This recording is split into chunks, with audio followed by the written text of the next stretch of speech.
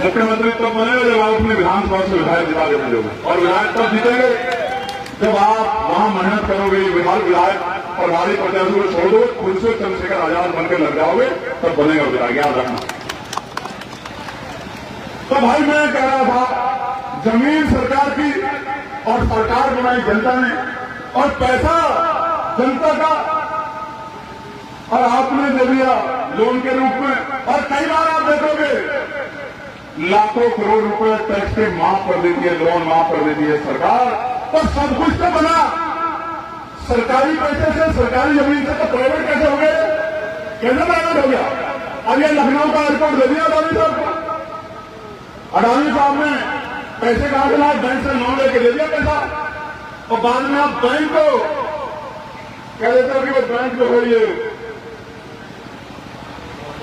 दिवालिया हो गया है, तो बैंक आप बंद कर देते हो, और पैसा हमें अडानी साहब का, और एयरपोर्ट हो गया अडानी साहब का, और बना किससे था? जनता के टैक्स के पैसे से। समझे समझे 98% प्राइवेट सेक्टर है।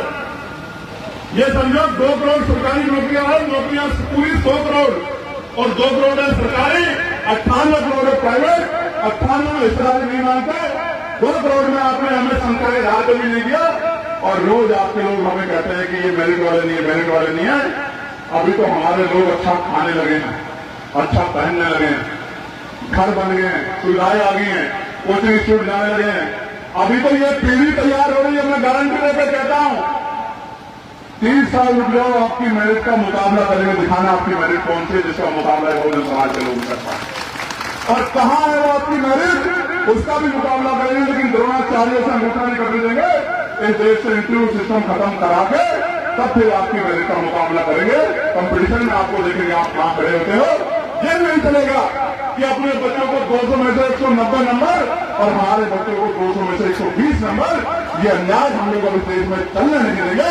इसी बात को कहने के लिए आज मैं लखनऊ की धरती पर खड़ा हूं, सामाजिक न्याय की धरती पर। और ये लखनऊ की धरती महाराजा लाखन पार्टी की धरती है, याद रखना मेरी बात। और सबसे जरूरी मांग जो ओबीसी के नेताओं में हिम्मत नहीं पड़ रही है, जो अपने आप को स्थापित नेता कहते हैं कि किसी को बुरा न लग जाए, देश मांग रहा है, समय आ गया है ओबीसी समाज को भी SC ST की तरह पॉलिटिकल रिजर्वेशन मिलना चाहिए, विधानसभा लोकसभा में प्रतिनिधि जाना चाहिए। अब समय आ गया है।